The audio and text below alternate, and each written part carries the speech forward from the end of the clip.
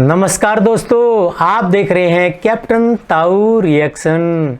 दोस्तों, आज जो वीडियो मैं आपके लिए लेकर आया हूं वह वीडियो है पुष्पेंद्र कुशवाहा की पाकिस्तानी पत्रकार आरिफ के साथ। तो देखते हैं कैसी है वीडियो, फिर इसके बारे में बात करेंगे। तो भाई देखो वीडियो पहले। तो आप देखें कि हमारे यहाँ एजुकेशन में चीजें बहुत सोच समझ के डाली गई। अच्छा, क्योंकि मुल्क आजाद हो गया था और आप जानते हैं क्या कहते हैं कि हमारी लीडरशिप पूरी तरह थक चुकी थी। उनको लगता था कि यार अगर डिले हो गई आजादी जैसी भी मिल रही है तो ये पार्टीशन मान गए। अगर ये उस वक्त तैयार ना होते तो फिर पार्टीशन नहीं होता। इनको लगा कि अंग्रेज फिर रुक जाएंगे यार 10-15 साल के लिए, तो हमारा क्या होगा। तो इन्होंने पार्टीशन भी माना और उसके बाद में भारत का जो जनमानस था, जो अवाम था ना, उसको लगा कि भाई 1000 साल के बाद हम अपनी सांस ले लें। उसने पूछा ही नहीं कि तुम शिक्षा में क्या कर रहे हो, हिस्ट्री में क्या कर रहे हो। दे वर नॉट अवेयर। और जितने भी वैसे लोग थे वो सब चले गए। सरदार पटेल चले गए, राधाकृष्णन चले गए, राजेंद्र प्रसाद चले गए, सब सुभाष बोस, तो जो वो लोग थे लड़ने में वो सब चले गए और बाकी जो थे उनको साइडलाइन कर दिया। तो मैं आपको बता रहा हूँ, आप तो ये बात मलाला यूसुफजई की बात कह रहे हैं। मैं अभी 10 दिन पुरानी मेरे पास कहानी आई। महाराष्ट्र में एक हुकूमत आई है। आप जानते हैं महाराष्ट्र में एक हुकूमत है, वो शिवसेना है और उनके साथ में एक वो भी सेना है जो मोहतरमा सोनिया गांधी के विदेशी होने की वजह से बाहर थी। उन्होंने नाराज हुए कि भाई एक विदेशी महिला, एक खातून को कैसे आप ले आएंगे। तो फिर एक कांग्रेस से टूट करके एक पार्टी बनी एनसीपी, और वो एनसीपी के सदर बने शरद पवार, और वो मराठा थे। तो साहब मराठा ने एक जंग छेड़ दी एक विदेशी महिला के खिलाफ, तो उनको शिवाजी कहा जाने लगा। और फिर बाद में सारे घट्टे हैं, ताल्लुकात हैं। जहां से आप आए हैं वहां वो बीमार हालत में रहते हैं, बताया जाता है। उन्हीं से इनके संबंध बहुत हैं, सारा इनका बिजनेस कनेक्शन उनके साथ है। फिर कांग्रेस पार्टी शामिल हो गई। तीन पार्टियों की हुकूमत चल रही। मैं उनके हुकूमत पे कोई कमेंट नहीं करना चाहता, जब पॉलिटिकल। अभी 15 दिन पहले 8th क्लास की किताब इंट्रोड्यूस हुई। 8th क्लास की किताब है, महाराष्ट्र एजुकेशन बोर्ड ने जारी की।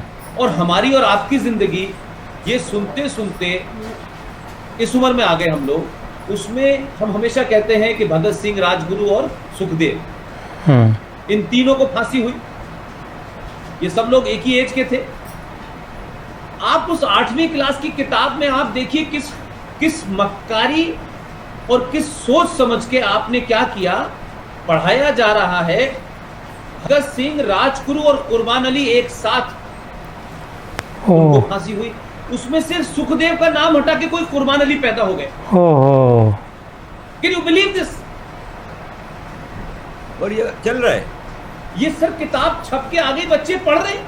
अरे तो मतलब पीपल लाइक अस, हमारी जिम्मेदारी यही है कि हम हिंदुस्तान के अंदर यही देखें कि कहां एंटी बीजेपी सरकार है, कहां वो सरकार है कि वो किसी अब क्या एजेंडा है। यानी किसी मुल्क में हुकूमतें आती हैं, वो अच्छा निजाम देती हैं, लेकिन यहाँ तो हुकूमत आती है तो वो ये कोशिश करती है कि हमें अल्ट्रा सेकुलर दिखना है, हमें किसी तरह से मुसलमान को, तो अजीब बेहूदा हरकतें करती है। पता नहीं वो मुसलमान उस बात से कुछ होते हैं कि नहीं कुछ होते हैं, लेकिन ये सिलसिला पहले भी रहा होगा ना।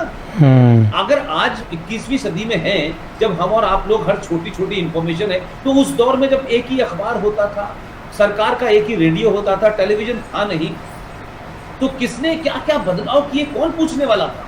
इंफॉर्मेशन ही नहीं थी। लेकिन आज इंफॉर्मेशन के दौर में भी ये सब चल रहा है, हो रहा है। कोई डर नहीं रहा, कोई इस बात को नहीं सोचता कि इससे भाई दुनिया में, देश में क्या हंगामा होगा और हम पकड़े। लेकिन किसी न कोई ना कोई वो एलिमेंट बैठा हुआ है ना, जो आज भी आपके सिस्टम में है और जो इतना बड़ा काम कर रहा है, जो सबके सामने दिख रहा है। तो जो आपने कहा कि ये सरकार आई है 6 साल हो गए हैं, आप समझे मेरे भाई, अरे भाई, इस सरकार के आने से सिर्फ यही मैं मानता हूं कि बड़ी कामयाबी है कि ये सरकार ये साबित करने पे कुछ हद तक कामयाब हुई है कि जो पुराना निजाम था वो गलत था। हम पूरे मुल्क में साइकोलॉजिकली इस बात के लिए तैयार ही नहीं थे। हम एक सिस्टम से, ठीक है भाई अब सो हो गया, अब इतिहास में क्या जाना, अब तारीख नहीं।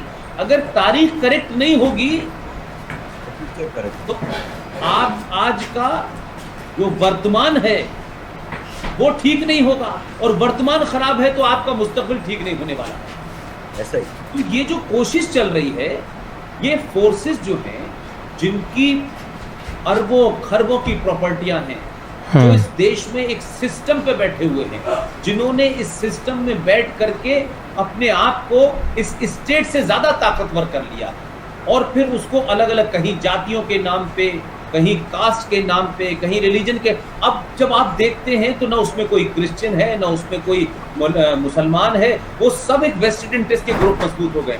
तो अब ये सरकार पहली बार, अच्छा इन सब के साथ क्या है, ये लोग बहुत एग्रेसिव टोन वाले लोग नहीं है।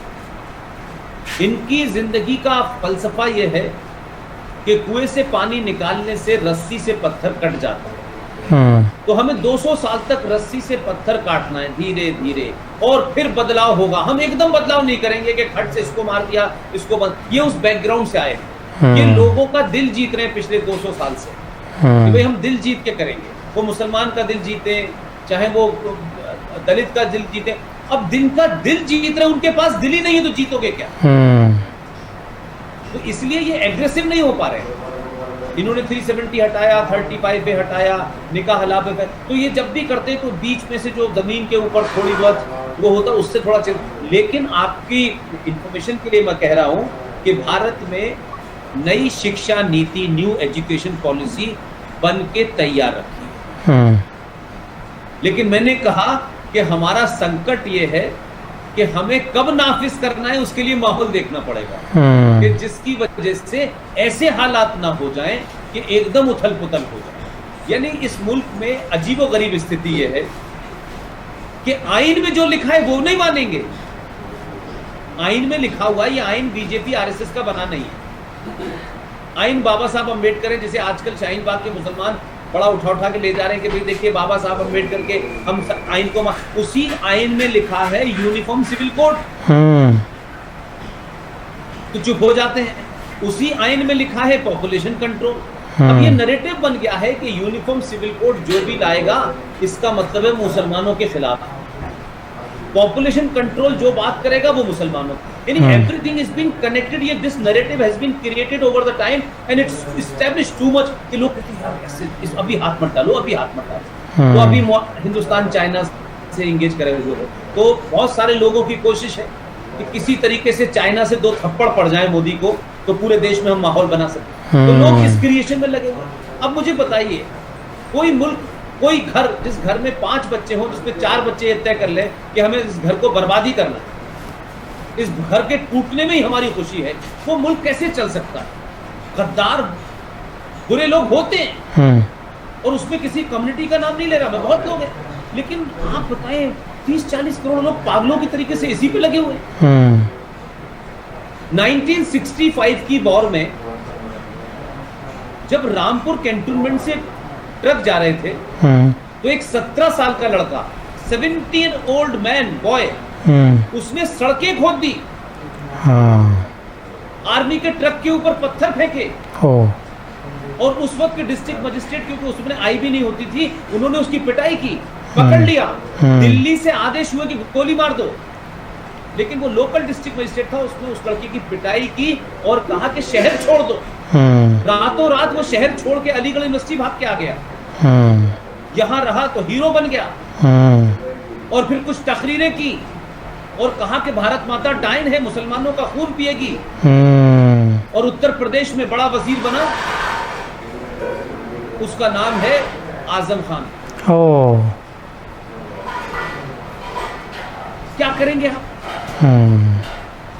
तो ये जो प्रॉब्लम है हमारे देश में कि हम सच भी बोले, लेकिन जब भाई साहब झूठ बोलने वाले पत्थर इतने ना हो कि हम मरी जाएं, तो सच बोले, कब बोले, इसके लिए हमें भी वक्त चाहिए, जगह चाहिए, माहौल चाहिए, तब हम सच बोलेंगे। तो हुकूमत में है, पावरफुल हुकूमत है, मेजॉरिटी है, लेकिन ये जानते हैं ना कि नैरेटिव कैसे बनता है। अमेरिका में कुछ लोग जाएंगे, कुछ लंदन में चले जाएंगे। यूके के इलेक्शन के अंदर article 370 was an issue. Why? भाई ये हमारा इंटरनल मैटर है। जी हाँ। How the UK election is involve. हमारे यहाँ की पॉलिटिक्स में तो कभी कोई मुल्क के बारे में हमने तय नहीं किया कि भाई उस मुल्क में ये होना चाहिए। हमारे अपने मुल्क के इशू होते हैं, हम उस पर वोट देते हैं। लेकिन लेबर पार्टी ने रेजोल्यूशन पास किया कि हम आएंगे तो भाई वो हार की बात अलग है। लेकिन आप देखिए कि लॉबी और जो नैरेटिव वाले लोग हैं वो कितनी दूर तक पहुंचे हुए हैं, कहाँ पहुंचे हुए हैं। तो अल्टीमेटली भारत के पास वो एग्रेसिव हिंदू नहीं है। मुसलमानों में मजबूरी ये होती है कि वो बकरी भी चुरा रहा होता है। अगर बकरी को चराने वाला मुसलमान, सब्जी बेचने वाला मुसलमान, फिल्म इंडस्ट्री में स्क्रिप्ट लिखने वाला मुसलमान, क्रिकेट का कप्तान मुसलमान, इस देश का वाइस प्रेसिडेंट मुसलमान, इस देश का एक्स चीफ, लेकिन जब वो बोलते हैं तो सब्जी बोलने वाले, बेचने वाले, बकरी चराने वाले और बॉम्बे में स्क्रिप्ट लिखने वाले, उन सबका एजेंडा एक ही होता है, अल्फाजों का और जबान का फर्क होता है। तो आप कैसे कर लेंगे? अब इस समस्या में आपके साथ खड़ा कौन होगा? जो खड़ा होगा उसे नेगेट कर देंगे, उसकी मुसलमान एक इमेज रह जाती है कपड़ों से, उसकी बेचारे की हैसियत ही नहीं रहती। जो इनके साथ मुसलमान है उसकी मुसलमान कौम के अंदर कोई है ही नहीं, उसकी कोई इमेज ही नहीं, उसे गद्दार मानते हैं, उसे समाज के अंदर अलग थलग कर देते हैं। तो शिक्षा नीति बना ली है, सब कुछ है, लेकिन इम्प्लीमेंट के लिए सही माहौल चाहिए। अब इस देश की प्रॉब्लम यह है कि 30 तो हमारे यहाँ सूबे हैं और हमारे यहाँ इलेक्शन एक फेस्टिवल है। हर 6 महीने बाद यहाँ इलेक्शन है, कभी वहां इलेक्शन। दिल्ली में कुछ करोगे हम बिहार में हरा देंगे, अब बिहार का इलेक्शन। बिहार से निकलोगे तो फिर उड़ीसा का इलेक्शन। तो हम लागू कब करें? जब इलेक्शन की बीमारी ना हो। और ये भी सच बात है कि आपको हुकूमत में रहना है तो चुनाव जीतना है। हुकूमत में नहीं रहेंगे तो आप कितने भी अच्छे हो और कितनी भी बड़ी बड़ी बातें कहते हो, कुछ हो नहीं सकता। तो चुनाव जीतना एक प्रॉब्लम है और चुनाव जीतने के लिए आपको वो जो डायमेंशंस हैं, वो जो कॉम्बिनेशंस हैं, उस पे आपको सॉफ्ट होना पड़ेगा। तो हमारे मुल्क में सिर्फ एक ही बात बहुत अच्छी है इस वक्त कि जब पूरी दुनिया कोरोना से लड़ रही है और पूरी दुनिया ने शैतान को पहचान लिया है कि ये कौन शैतान है, तो जब भारत पूरी ताकत के साथ उसे लड़ रहा है तो भारत के प्राइम मिनिस्टर को 4 साल पड़े हैं चुनाव नहीं लड़ना उसको। तो जो हमारी ताकत है इस वक्त अमेरिका की ताकत नहीं है। अमेरिका के राष्ट्रपति को चुनाव लड़ना है तो वो बेचारा काले लोगों को गले लगा रहा है आजकल, बताने के लिए कि गलत नहीं हुआ, उसको टोन डाउन करना पड़ रहा है। You get my point? तो अब हमारी पोजीशन ये है कि भाई हम 4 साल, हमारे प्रेसिडेंट प्राइम मिनिस्टर के पास कोई टेंशन नहीं है, 303 की मेजोरिटी है, नेशन उसके साथ खड़ा है और दुनिया के 133 देशों ने उसके पीछे बैठकर, तो हम उस पोजीशन में। लेकिन हम जब इंटरनली देखते हैं तो अब यूपी का चुनाव आ जाएगा। तो ये जो बीमारी है ना चुनाव की, इस वजह से भी बहुत सारी चीजें जो एक बार में खत्म हो जाएं वो नहीं हो सकती। तो हम पीसेस में, बिट इन पीसेस में चीज चलाते हैं, तो कितनी भी अच्छी बात हो तो हो जाए। अब पॉपुलेशन मुझे बताइए, 135 करोड़ लोग, 9 करोड़ इलीगल रह रहे हैं जिनकी गिनती नहीं है, बांग्लादेशी भी रह रहे हैं और रोहिंग्या मुसलमान भी रह रहे हैं। वो इसी देश का पानी पी रहे हैं कि नहीं पी रहे हैं, इसी देश की हवा ले रहे हैं, इसी देश की मिट्टी में यहीं का नाच कर रहे हैं। आप 9 करोड़ की बात कर रहे हैं, इंग्लैंड की पॉपुलेशन 6 करोड़ 25 लाख है। हमारे यहाँ तो उससे दुगने लोग, क्या कहते हैं, 9-10 करोड़ तो इलीगल रह रहे हैं। हम इलीगल को भी देखें और लीगलों को भी देखें, और लीगल इलीगलों को यहाँ बसाने में लगे हुए हैं। जी हाँ। तो पुलिस टॉर्च लेके हर मुसलमान के घर तो नहीं जाएगी, भाई तुम क्या कर रहे हो, किसको तो कैसे मुमकिन है? इतना बड़ा मुल्क कैसे चलेगा? इतने कंट्राडिक्शंस हैं, इतनी गलतियां हैं। इतिहास में सुधारेंगे तो शोर मचना शुरू हो जाएगा, देखो देखो देखो देखो, तो आप ये तो हिंदू वाले, तो नाथुराम गॉडसे के लोग हैं, ये तो हिंदू राष्ट्र बना रहे हैं। कौन हिंदू राष्ट्र बना रहा है? कहाँ हिंदू राष्ट्र बन रहा है? और अगर हिंदू राष्ट्र की बात है तो मुझे बताइए सर, जर्मनी में जर्मन लोग ज्यादा है इसीलिए कहा जाता है, फ्रेंच में फ्रेंच ज्यादा है, तो मेजोरिटी से देश गवर्न होता है ना, जहां वो मेजोरिटी होती है। ऐसा तो नहीं होगा ना कि पाकिस्तान के अंदर जो 2% हिंदू रह रहे हैं कि नहीं साहब ये तो हिंदू देश है, जो मेजोरिटी मुस्लिम देश है, मेजोरिटी मुसलमान होती है, लेकिन ये मेजोरिटी हिंदुओं की, लेकिन यहाँ हिंदुओं की बात नहीं कर सकते आप। नहीं, हिंदुस्तान में मेजोरिटी हिंदुओं की है भाई, तो हिंदू मेजोरिटी से वो ये थोड़ी नहीं कह रहा है कि आपका यहाँ का आइन बदल दो, वो कह रहा है कम से कम जो आइन में है वो तो लागू करो यार, आइन से तुम चलाओ यार। तो हिंदू की प्रॉब्लम तो ये है कि वो टैक्स भी दे, वो अपने मंदिरों पे चढ़ने वाला पैसा भी दे, वो इलीगल अनकॉन्स्टिट्यूशनल माइनॉरिटी कमीशन बना हुआ है, उसमें भी खरबों रुपया दे। और जब उसकी बारी आए तो कहेंगे नहीं, आप तो बहुसंख्यक है, आप तो मेजोरिटी में, आपको किस लिए भाई स्कीम चाहिए? अरे भाई, ये किसने कह दिया है कि ब्राह्मण के घर में जो लड़का पैदा होगा वो करोड़पति होगा? ये हिंदू जितने हैं सब अमीर ही है। पुष्पेंद्र जी, ब्राह्मणों के घर में मैंने ऐसे ऐसे आदमी देखे हैं जिनके घर में कुछ खाने को है ही नहीं, और बेचारे पता नहीं कैसे मजदूरी करके काम चला रहे हैं। उनके बारे में कोई नहीं सोचता कि इनको भी आरक्षण देना चाहिए। या और जो दबे कुचले हैं, बहुत ही गरीब हैं, ऊंची जाति का नाम दिया खाली, लेकिन है तो वो गरीब, उनके घर में कुछ नहीं, उनको भी कुछ नहीं मिलता आजकल। तो ये तो हर राजनीतिक पार्टी ऐसा ही करती है। तो वेयर इज द, मतलब ये डिस्क्रिमिनेशन है, इससे सोसाइटी में गुस्सा है। तो हमारे यहाँ जो आपने कहा कि एजुकेशन पॉलिसी है वो तैयार है, कभी भी आ सकती है। अब गवर्नमेंट को अपना उसमें एंगल देखना होता है कि किस मूवमेंट पे लाएं, कब लाएं, जिससे उसका नुकसान ज्यादा ना हो और इलेक्शन पे असर ना पड़े। ये एक वजह है। अब भारत का प्रधानमंत्री एक मंदिर बन रहा है, उसमें जा रहा है, इसलिए अब देश में बवाल मच गया कि साहब ये 5 अगस्त को वहां मंदिर में क्यों जा रहे हैं। वीपी सिंह साहब इस मुल्क के प्रधानमंत्री बने, अच्छे खासे ठाकुर थे।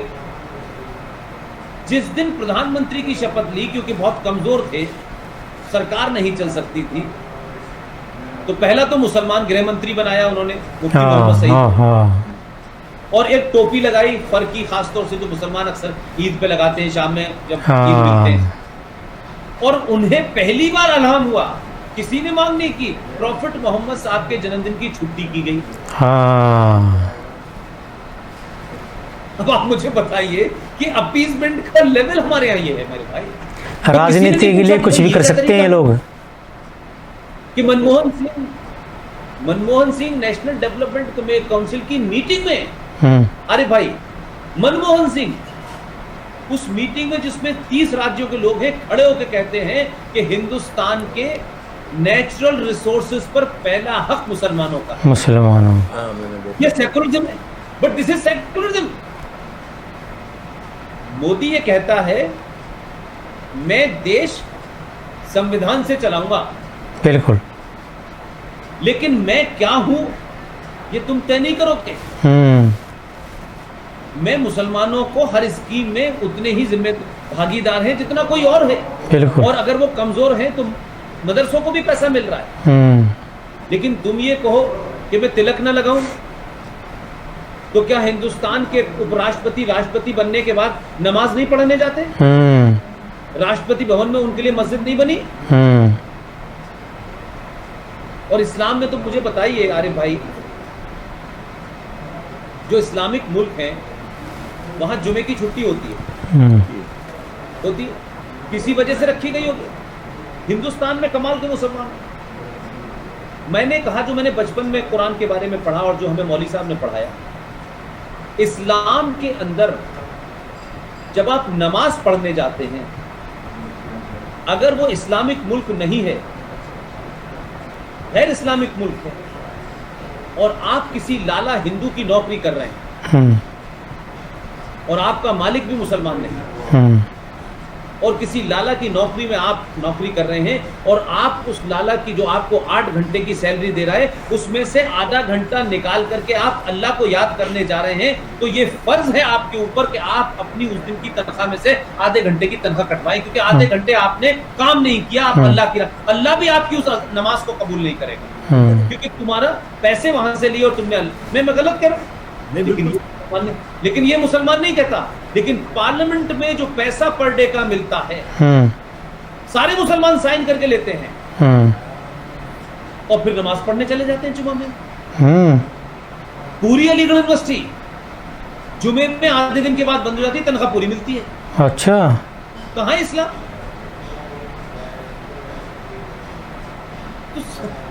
ये चीजें कहना ज्यादा जरूरी है, जोर से कहना जरूरी है, ताकि लोग इस्लाम को वहां तक न ले जाएं जो पूरी दुनिया में उसके साथ हो रहा है, जो पूरी दुनिया उसको एक ऐसा समझ रही है कि पता नहीं क्या है। लेकिन मैं समझ रहा हूँ कि इसके लिए मुसलमानों को सोचना पड़ेगा, और ये सोच कहाँ से शुरू होगी? आप जैसे 150 पैदा हो, आप जैसे लोगों की गिनती बढ़े, तो शायद सोचे जो आपके साथ हुआ है वो तो किसी हिंदू ने नहीं किया आपके साथ। आज भी आपके यहाँ के 2 लोग भाग के आए, अदनान शामी को यहाँ की नागरिकता दी गई, सलमा आगा को दी गई। अरे उससे पहले तो मेरी 12 साल की नौकरी है पाकिस्तान में, हजारों मुसलमान इस देश के अंदर यहाँ उनकी खातून रह रही है, वो जाते आते रहते हैं, और कोई पूछने वाला भी नहीं। कोई पूछ भी नहीं रहा कि भाई ऐसा क्या, ठीक है भाई आपकी शौहर पाकिस्तानी है, कोई दिक्कत नहीं, कोई पूछ नहीं रहा। लेकिन इतना आप जब सवाल खड़े करते हैं तब लोग आपके सवाल करना है। मैं एक ही बात मुसलमानों से बड़ी ईमानदारी से कहता हूं, ए मुसलमानों, दुनिया के सबसे, आप उसे कायर कह सकते हैं, आप उसे कावर्ड कह सकते हैं, आप उसे डरपोक कह सकते हैं, अगर ये तमाम एडजेक्टिव भी आप लगा रहे हैं, अरे भाई, तो दुनिया में कोई एक मुझे घटना बताएं जब सनातनियों ने किसी मुल्क पर कब्जा किया। हाँ बताओ। सनातनियों ने कभी किसी से मजहब बदलवाया?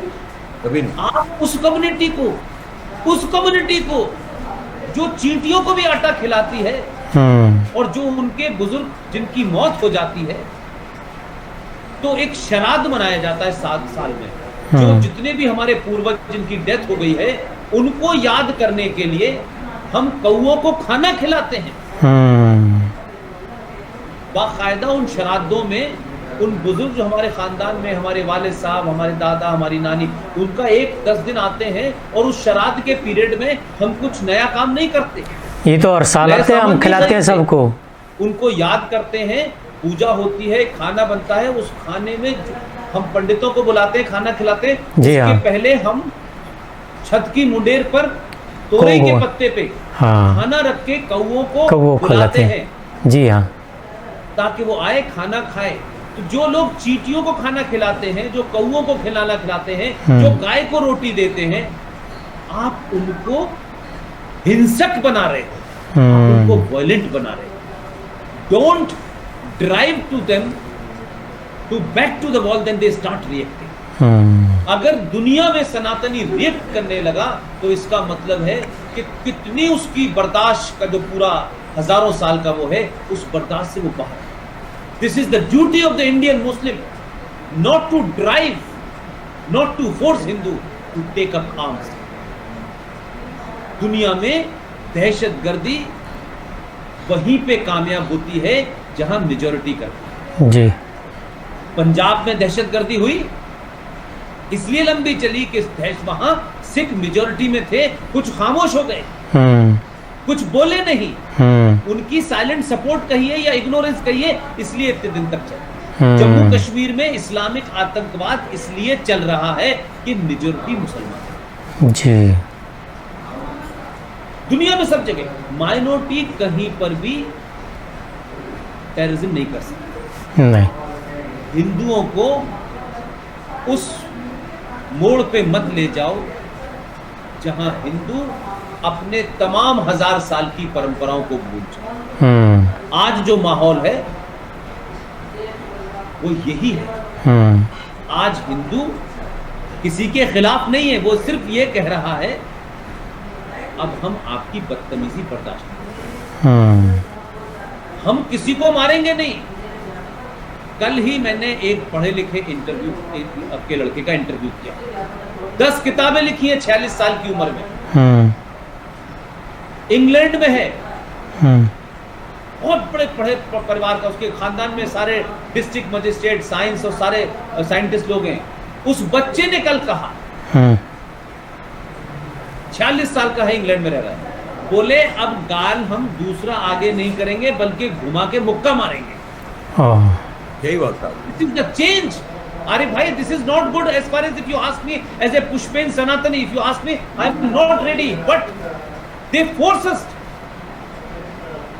लड़कियों को उठा रहे हो, कत्ल कर रहे हो, मार रहे हो, रेप पूरे देश में हो रहा है। और क्योंकि देश के अंदर मेजोरिटी की सरकार है, एक ऐसी सरकार है जो हिंदू आती है और वो उस पर रिएक्ट नहीं कर पा रही।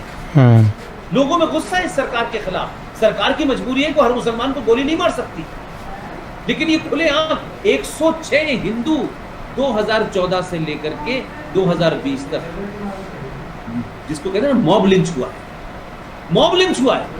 ये बात कोई सुनना नहीं चाहता। पूरा डॉक्यूमेंट बना रहे हैं भैया कि तुम मुझे बताओ ये मॉब लिंचिंग कब हुई थी। और हिंदुस्तान की कोर्ट का स्टाइल ये है कि अखलाक नाम के एक आदमी को लोगों ने मारा, जानबूझ के मारा, मैं ये भी मानता हूं, लेकिन अखलाक को मारने वाले जेल में गए, एक की जेल में मौत हो गई। और इस देश का मेजोरिटी समाज में से लोग खड़े हो गए कि ये नहीं हो सकता। वो समाजवादी पार्टी में हो, वो इस पार्टी में हो, उस पार्टी में हो, ये सब हिंदू सब खड़े हो गए कि ये गलत हुआ, ये नहीं हो सकता। लेकिन एक भी मुसलमान एक भी जगह, बड़े बड़े इंटेलेक्चुअल, बड़े बड़े प्रोफेसर, बड़े बड़े दानिश्वर एक अल्फाज नहीं कहते कि ये कैसे हो सकता है भाई। No, it's not acceptable. हम इस्लाम के मानने वाले हैं, हम ये एक्सेप्ट नहीं कर सकते। तब लोगों को लगता है कि शायद इस्लाम जो है वो हिंसक है, इस्लाम में किसी के लिए जगह नहीं। जहां है वहां आप ईसाइयों से लड़ रहे हैं। ये एक ऐसा प्रोडक्ट है कि ये सरकार कितनी भी कोशिश कर ले सब कुछ नहीं कर सकती। और इस देश के रिसोर्सेज सूख रहे हैं, नदियां सूख रही हैं।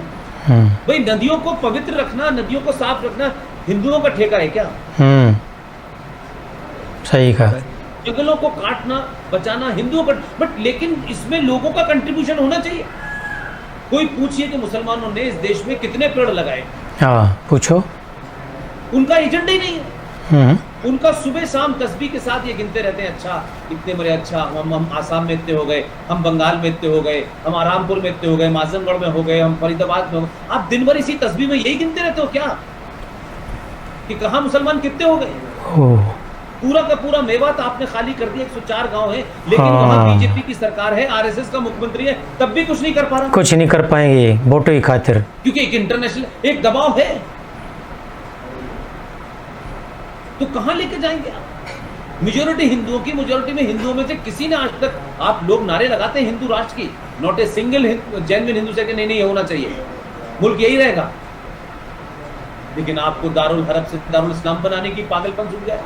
आप गज़वा हिंद की बातें करते हैं, टेलीविजन के ऊपर एक शहर मुफ्ती कश्मीर का आकर के ये कह सकता है, नसीरुल इस्लाम कहता है कि जब 7 करोड़ मुसलमान थे तो हमने पाकिस्तान ले लिया था, अब तो हम 30 करोड़ है। आप मुझे बताओ, आप सुबह से शाम तक मेजोरिटी किसी मुल्क में भी यार थ्रेट करोगे, लोग रिएक्ट नहीं करेंगे।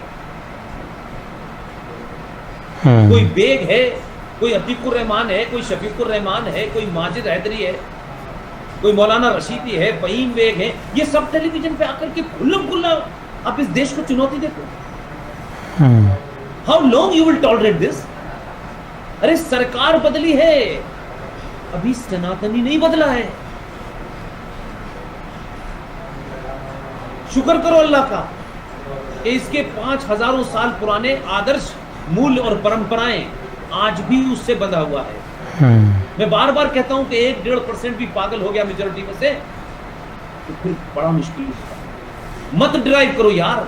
मुझ जैसे आदमी को जिसका अलीगढ़ मुस्लिम विश्वविद्यालय में वालिद रहा हो, सारे मेरे भाई बहन वहीं पैदा हुआ हो, जिसने कलमे से कुरान से जिंदगी शुरू की, जिसका नाम पुष्पिंदर खां हो चुका हो, जिसे यही नहीं पता मैं हूं कौन, न कभी उसकी खुशी हुई, और हम प्राइड फील करते थे we are product of AMU. लेकिन उस पूरी जवानी में जो मैंने मक्कारी देखी, वो गजब की मक्कारी देखी मैंने। गंगों में मैंने लड़कों का कैसे हाथ होता है, कैसे रोल होता है, कैसे बदमाश मुसलमानों को जो शहर के होते हैं उन्हें हॉस्टलों में छुपाया जाता है। अच्छा, मैं ये सब देखता था अपनी आंखों से, तो मैं बड़े होकर सोचता था यार हम क्या हैं। अब मैंने बोलना शुरू किया है, नहीं, I was the darling of the left, कि Pushpendra is a Muslim, university से पढ़ के आया है, इस्लाम उर्दू बोलता है, मुसलमानों के हक में बोलता है, पाकिस्तान की नौकरी, इससे ज्यादा तो खुद अच्छा कोई सेकुलर हो ही नहीं सकता। लेकिन अब ये बोलता हूं तो कहते हैं देखिए आरएसएस का एजेंट हूं। हाँ। तो मैंने कहा तय करो कि मैं आरएसएस का एजेंट हूं, आईएसआई का एजेंट हूं, दोनों में से किसी एक का हो सकता हूं, दोनों का एक साथ नहीं हो सकता भाई। जी आरिफ भाई। पुष्पेंद्र जी, अब थोड़ा हम हिंदुस्तान से बाहर निकल के जाएंगे पाकिस्तान। मुसलमानों ने एक देश तो हासिल कर लिया, अब चैन नहीं है। वो कहते हैं ना, इब्राहिम ज़ौक ने कहा ना कि अब तो घबरा के ये कहते हैं कि मर जाएंगे, मर गए पर चैन ना पाया तो किधर जाएंगे। मुसलमान को चैन तो हार मिला। पाकिस्तान का क्या करें? देखें, जो थोड़े बहुत नॉन मुस्लिम बचे थे उनको तो हमने तकरीबन ख़त्म कर दिया, कन्वर्ट कर रहे हैं। जो बाकी बचे हैं उनको भी हम बहुत तेज़ी से ख़त्म कर रहे हैं। अगर नहीं करें हम 100% मुसलमान हो जाएंगे, फिर इसके बाद वैसे भी हम ऑलरेडी शिया सुन्नी सब लड़ रहे हैं। सवाल मेरा ये है कि पाकिस्तान एक ज़माने से AP centre of global terrorism बन चुका है, जिसका सबसे ज़्यादा असर 3 मुल्कों को पड़ रहा है, इंडिया, अफगानिस्तान और पाकिस्तान। तो सबसे ज़्यादा टेररिज्म तो पाकिस्तान में ही हुई है। 1 लाख से ज़्यादा मुसलमानों के हाथों मर चुका है इस मुल्क में। एडिशनली जो जेनोसाइड हुए हैं बंगालियों के, बलोचों के, मुहाजिरों के, सिंधियों के, पख्तूनों के, वो अलग। 1 लाख तो सिर्फ टेररिज्म की नज़र हो गए। अमेरिका, चाइना दोनों पाकिस्तान की मदद करते हैं। जब पाकिस्तान फाइनेंशियली फंसता है तो वर्ल्ड बैंक, IMF फौरन किस्त इशू कर देती है, मदद को आ जाती है। चाइना इनके पास खड़ा है। दुनिया को पता है, अगर FATF चाहे तो उनको पता है कि ये टेररिस्ट कंट्री है, क्रिएट करती है टेररिस्ट, ये सारी चीज़ें, लेकिन कर नहीं रहे। उनको ग्रे लिस्ट से ब्लैक लिस्ट में लेके नहीं जा रहे। इसका मतलब है कि वेस्ट सपोर्ट कर रहा है पाकिस्तान को। क्रिएट भी वेस्ट नहीं किया, सपोर्ट भी कर रहा है। क्या हल है इसका? कब तक इस तरह इंसान दबा रहेगा? 1.5-2 अरब लोग, 150-200 करोड़ लोग इस रीजन के होस्टेज हैं पाकिस्तान की रूलिंग ओलिगार्की की पॉलिसीज के। क्या हल है पाकिस्तान? क्या इंडिया को एक बार जाके मार देना चाहिए, जंग करके ख़त्म कर देना चाहिए, या कोई और हल है? देखिए, मैं इसमें 2 बातें कहूँगा। मैं समझता हूँ कि आप मेरी बात से एक राय होंगे कि पाकिस्तान कोई ये कोई नेशन नहीं है, ये कोई मुल्क नहीं है। ये ऐसा लगता है कि ज़मीन के टुकड़ों पे कुछ बढेरों ने कब्जा कर लिया है ऐसा और उनको लगा कि हम कब्जा कर लेते हैं और फिर हम अपने हिसाब से कानून बना लेते हैं। और जैसे गिरोह होते हैं, गिरोह के कानून होते हैं। चंबल में जो हमारे बहुत सारे डकैत थे, वो अपना उनका कानून चलता था। अब क्योंकि बढेरों ने इस पे कब्जा किया है तो उसमें आम पाकिस्तानी तो है ही नहीं ना सर। ये पाकिस्तान का क्रिएशन भी आप जानते हैं। भाई आप बताएं, 1946 का अगर इलेक्शन देखें भारत के अंदर, मर के लेंगे पाकिस्तान, लड़ के लेंगे पाकिस्तान, ये 46 का नारा था मुस्लिम लीग का।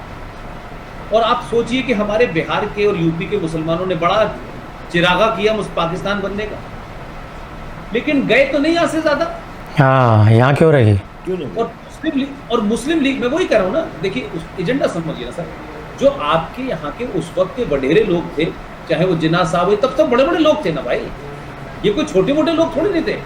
ये सब लोग गए और इसमें से आज भी मैं कहता हूँ, ये एक क्या पैराडॉक्स है। मैं एक दिन RSN सिंह साहब से बात कह रहा था। आरिफ भाई, मुस्लिम लीग भारत में ये उसने मुहिम चलाई पाकिस्तान बनेगा और 1937 1940 में रेजोल्यूशन पास हो गया।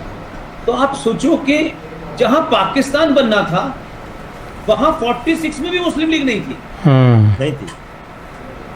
न तो बलूचिस्तान में थी, न NWPF में थी, न सिंध में थी, और पंजाब में भी नहीं थी। आपको याद होगा पार्टी की थी।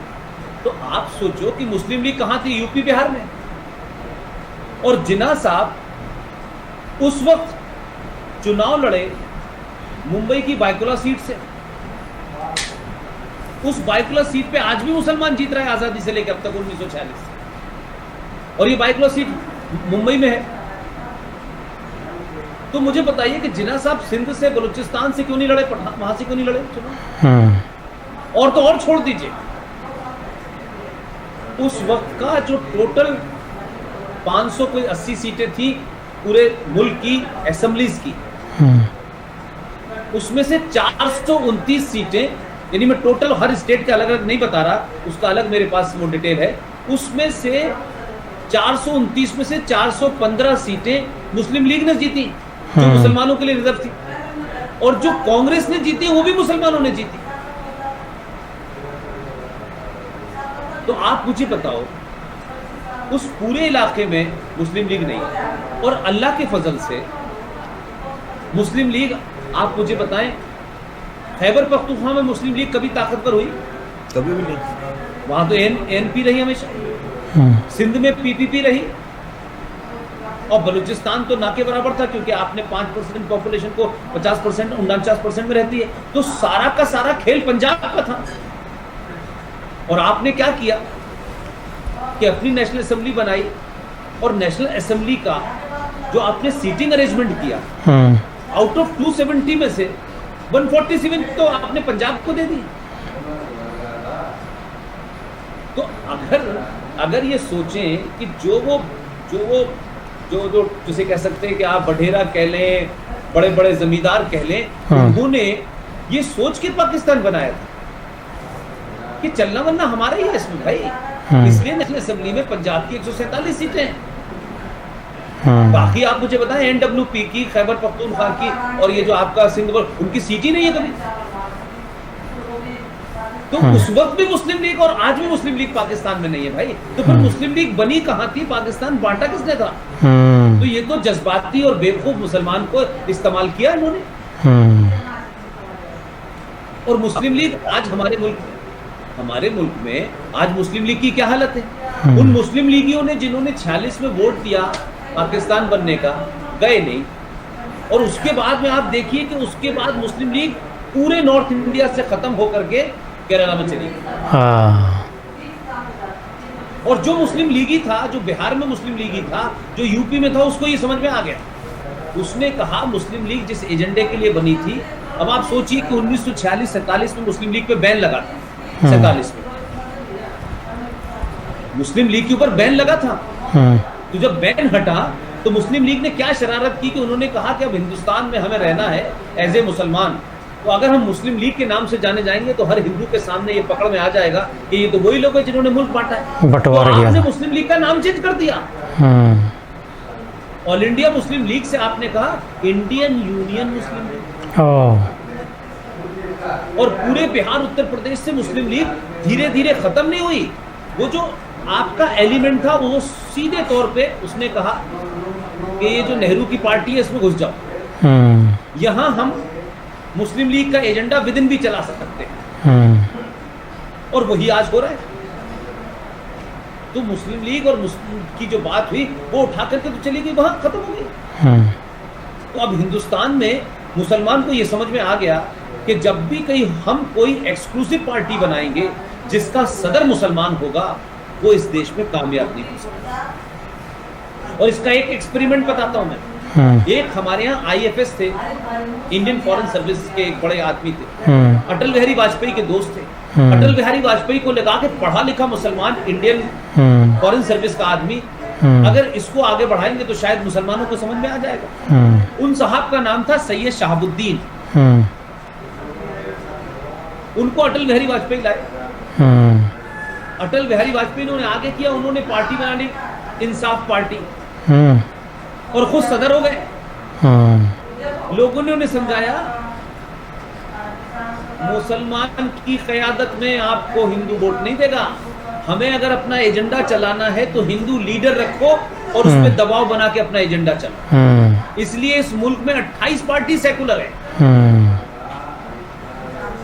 या नहीं, लालू की पार्टी भी सेकुलर है, नीतीश की पार्टी भी सेकुलर है। लालू की पार्टी में वोट मांगने के लिए उसामा बिन लादेन का लुकलाइक चलता है साथ में। उसामा बिन लादेन की तरह स्वाफा बांध के एक आदमी चलता है इलेक्शन में। लेकिन कोई पढ़ा लिखा मुसलमान ये सवाल नहीं उठाता कि मिस्टर लालू, तुम मुसलमानों को उसामा बिन लादेन उनका हीरो मानते हो क्या? तुम इस आदमी को क्यों साथ लेके चल रहे हो? नहीं कहा। नीतीश कुमार भी सेकुलर है, माया भी सेकुलर है, मुलायम सिंह भी सेकुलर है। केरला बंगाल के अंदर ममता भी सेकुलर। ये जो सेकुलरिज्म का बुखार है, और ये बुखार ये है कि मुसलमानों की जब तक नाजायज मांगों को तुम अपीज नहीं करोगे तब तक तुम सेकुलर हो। इसलिए इस देश में एक ही पार्टी ऐसी जो कहती है हम सेकुलर हैं, वो है बीजेपी। उसने 70 साल में साबित किया कि जो आइन में लिखा है वो होगा भाई। हाँ बिल्कुल। लेकिन फिर भी देखिए इस देश में मुसलमान को रखकर ही आप सेकुलर हो सकते हैं। उसके अलावा सिख क्या करता है, पारसी क्या करता है, बौद्ध क्या करता है, प्लीज बदल। और हमारे आइन के अंदर और हमारी संसद में तो ऐसे ऐसे पाप हुए हैं। इसकी एक एग्जाम्पल आपको देता हूं। भारत की जो लोकसभा है, जो आपकी मजलिस शूरा है, नेशनल असेंबली है, हमारे यहाँ 543 सीट पर इलेक्शन होता है।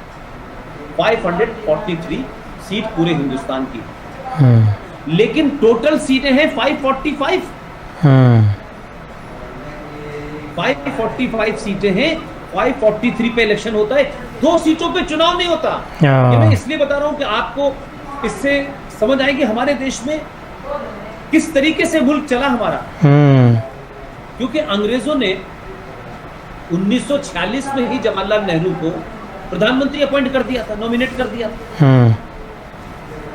तो जवाहरलाल नेहरू किसकी कृपा से, किसकी मेहरबानी से ट्रांसफर ऑफ पावर में आए, और क्यों 1943 में सुभाष चंद्र बोस जैसे आदमी ने, जिसने यूनाइटेड भारत के अंदर प्रधानमंत्री डिक्लेयर किया, भारत का बैंक डिक्लेयर किया, करेंसी जारी कर दी, स्टाम्प जारी कर दिया, बैंक जारी कर दिया, वो 43 में इतना बड़ा आदमी था कि उसने भारत की प्रधानमंत्री की पोस्ट कर दी और आजादी की घोषणा कर दी, और 47 आते आते वो आदमी गायब हो गया। जो हट्टा कट्टा था, ठीक ठाक था, किसी ने जवाब नहीं दिया। लेकिन सवाल यह है कि भाई ये मुझे समझ नहीं आ रहा है कि आपने जिस आजादी की लड़ाई लड़ी थी, उस आजादी के बाद में अंग्रेजों के कानून, अंग्रेजों का नियम, अंग्रेजों का आधा हमारा आईन है। लेकिन एक कमाल की बात देखी कि भारत की पार्लियामेंट में हुआ, इसको किसी ने मुद्दा नहीं बनाया। मैं 9 महीने पहले नासिक में जाके जब बोला तो लोगों ने कहा हमें नहीं पता ये बात। मैं इस बात से खुश हूं कि अवाम में जब आप बात उठाएं, पूरी ईमानदारी से उठाएं, तो जाती है बात। मैंने नासिक में ये कहा कि भाई ये 2 सीटें मैं पिछले 50 साल से देखता हूं और बार बार ये पढ़ता हूं कि ये 2 सीटें जो हैं एंग्लो इंडियन के लिए रिजर्व है। क्यों हो भाई वो? मैंने कहा ये एंग्लो इंडियन क्या चीज है भाई, ये किस चिड़िया का नाम है? तो मुझे ये बताया गया कि जब यहाँ अंग्रेज गोरे हुकूमत कर रहे थे तो मेम साहब को तो लेके ऊपर वाले आए थे जो रॉय वाइसराय टाइप के लोग थे, लेकिन नीचे बहुत बड़ी तादाद में थे। तो उन्होंने यहाँ की लोकल औरतों से जायज नाजायज रिश्ते बनाए, शादियां की, कुछ ने नहीं भी की। अब अंग्रेज चले गए, तो जो गोली खान वाला अंग्रेज था वो तो चला, लेकिन जो उनसे बच्चे थे, वो जो ऑफशूट थे, उन्हें कहा गया ये एंग्लो इंडियन है, इनका रिप्रेजेंटेशन हमें देना है। अच्छा।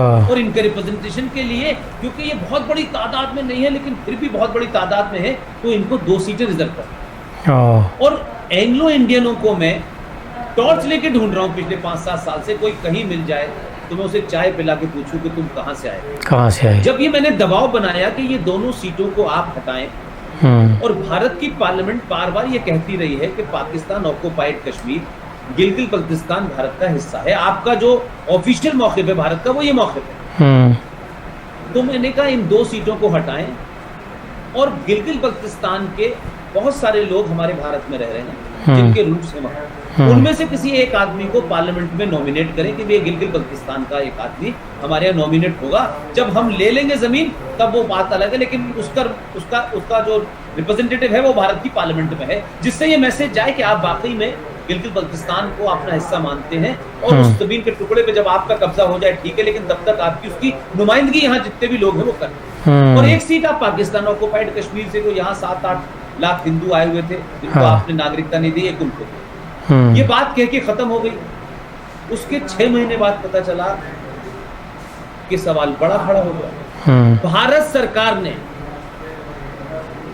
दोनों सीटों को खारिज कर दिया। अच्छा। कहा कि, और भारत के कानून मिनिस्टर ने, लॉ मिनिस्टर ने भारत की पार्लियामेंट में खड़े होकर के ये कहा कि पूरे देश में कुल मिलाकर 262 एंग्लो इंडियन, उसके लिए 2 सीटें, उनके लिए 2 सीटें, वो भी नॉमिनेशन। हाँ अब ये फ्रॉड चल रहा था क्योंकि हम में से, आप में से बहुत सारे लोगों को हम जिंदगी के रोजमर्रा में हमें ऐसा बिजी किया गया है कि हम ये सोच ही ना पाए यार कि ये मसला हमारा है। हम कहते हैं भाड़ में जाए, हमें क्या लेना देना। हाँ you will not believe, article 370 को सुनते सुनते हम लोगों के बाल सफेद हो गए। लेकिन सही बात। भारत ने एक झूठ बोला है और इस पे सब साइलेंट थे। हाँ 370 was not very dangerous। 370 तो देश के सारे हिस्सों में लगी हुई है करीब करीब। हाँ असली थी 35A, हाँ उस पर कोई चर्चा नहीं हुई। जब हमने ये मुद्दा 4 साल 2014 से उठाया, तब देश के जजेस ने, सुप्रीम कोर्ट के जजेस ने हमसे कहा ये तो हमने सुना ही नहीं, ये तो हमने देखा ही नहीं, क्या पता ही नहीं लगा इस बात का।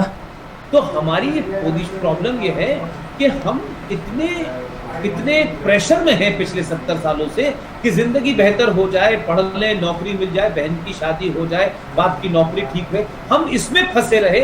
ये सब चीजों का दिन वो इसलिए चल रहा था, इसीलिए वो 2 सीटें चल रही थी। वो कहां से आते थे, किसके एजेंडे पे थे, किसको रिपोर्ट करते थे, किसके लिए उनकी जवाबदेही थी, कोई पूछने वाला नहीं है। 7 लाख लोग जम्मू कश्मीर के अंदर, वहां की हुकूमत ने आर्टिकल 35A की वजह से उनको नागरिकता नहीं दी क्योंकि वो 99% वो 70 साल से भारत की धरती पर रह रहे हैं, जम्मू कश्मीर में रह रहे हैं, लेकिन आर्टिकल 35A की वजह से वो कश्मीर के शहरी नहीं है, और कश्मीर के शहरी नहीं है तो वहां की हुकूमत में नौकरी नहीं मिलेगी, वहां चुनाव नहीं लड़ सकते, वहां वोट नहीं डाल सकते। 70 साल से दुनिया के सबसे बड़े जमहूरी मुल्क के अंदर 7 लाख लोग वोट नहीं डाल पा रहे। ये कभी हमारे लिए इशू नहीं बना, ये मुसलमानों के लिए इशू नहीं बना नहीं कि भाई ऐसा कैसे हो रहा है, ये तो मुस्लिम मेजॉरिटी, कोई इस पे सब साइलेंट है, तो आप बोलेगा ही नहीं कोई। Everybody is happy. हम जैसे पागल कुछ ये कर रहे हैं तो लोगों को प्रॉब्लम हो रही है। तो जो पाकिस्तान की आप बात कह रहे हैं, मैं मानता हूं Pakistan is a artificial state. मैं मुझे जो लगता है, देखिए बहुत ब्लंट है ये, और वो मुझे कुछ हद तक लगता है, पाकिस्तान में जब तक आर्मी को जबरदस्त शिकस्त नहीं होगी, पाकिस्तानी को लगता है कि army is the defender against Hindus, और आर्मी आपकी एक पैरेलल इकोनॉमी चलाती है, सीमेंट भी चलाती है, मुझे लगता है अब तरबूजे खरबूजे भी बेचने लगी होगी। सब कुछ ही कर रहे हैं, कुर्बानी कर रहे हैं, सब कुछ ये सब। तो अब आप मुझे बताइए कि आखिर आर्मी में कौन है? ये भी तो उसकी मिडिल क्लास के लोग हैं। तो वो जो नीचे बेचारा सिपाही है, वो तो गरीब रोटी के लिए, जैसे हमारे यहाँ हजारों जो लोग हैं, वो तो बेचारे अपने नौकरी के लिए आते हैं ना। तो जब तक पाकिस्तान की आर्मी डिसमेंटल नहीं होगी, पाकिस्तान आर्मी का जब तक मेयार तार नहीं होगा, उसको शिकस्त नहीं होगी, तब तक आम पाकिस्तानी को ये अंदाजा नहीं होगा कि हम गलत जा रहे हैं। ये मुल्क पाकिस्तान की आर्मी को चलाने के लिए चल रहा है। आप पाकिस्तान की आर्मी को पाल रहे हैं, आप अपनी दिल काट के, जेब काट के, भाई इनका पेट भरना है क्योंकि ये हमें भारत से बचाएगी। लेकिन मेरा पाकिस्तानियों से कहना है, 65 में जलील हुए, 71 में 93, इन आर्मी के लोगों से सवाल तो पूछो, भाई किस लिए हम तुम्हें पाले? तुम्हारी लड़ाई चाइना से होगी नहीं, रशिया से होगी नहीं, तो तुम किससे लड़ने के लिए इतनी तुमने बड़े बड़े तमखे लेके घूम रहे हो? और कितनी लड़ाइयां तुमने जीती हैं जो 40 तमखे बाजवा साहब लगाए घूम रहे हैं? इसलिए जो आपके यहाँ जिसे कहते हैं ना, मैं तो, मुझे बड़ा ताज्जुब हुआ जब मैं लाहौर में घूमता हूँ, एक्स प्राइम मिनिस्टर के मकान 1-1.5 किलोमीटर के उसमें बने हुए हैं। Ex prime minister of this country, उसमें हेलीपैड बना हुआ है।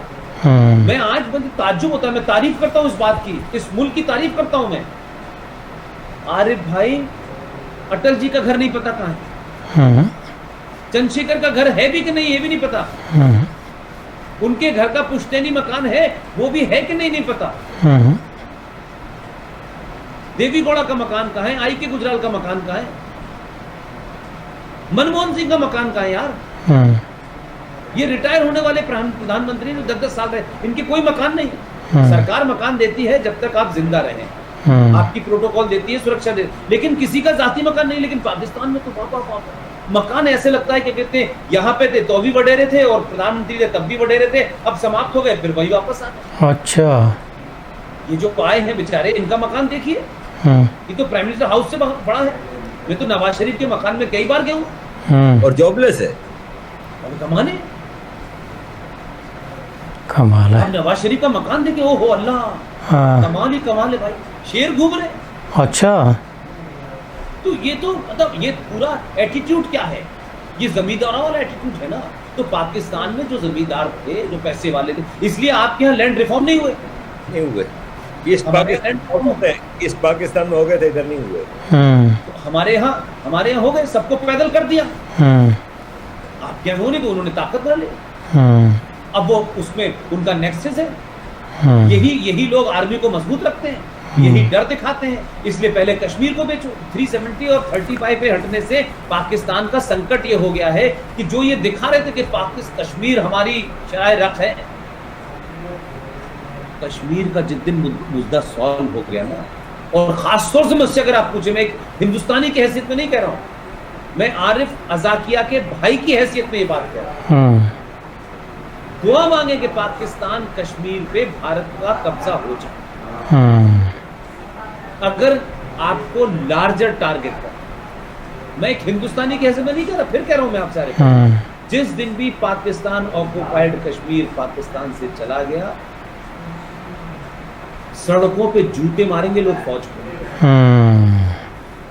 ये जो आर्मी का स्टिकर लगाते थे ना, जब मैं लाहौर जाता था तो मैं देखता था लोग आ गए, पाकिस्तान आर्मी जिंदाबाद। अच्छा। मैं 12 साल में बहुत गया हूँ और समाज को समझने के लिए खूब पैदल घूमता था। माल रोड से होता हुआ शिमला क्लब चला जाता था, फिर मैं बहुत जगह घूमता था। मैंने उसी पाकिस्तान में देखे उसामा बिन लादेन के बाद 3 व्हीलर के पीछे लिखा था, अच्छा, मेहरबानी करके हॉर्न धीरे बजाएं, आर्मी सो रही।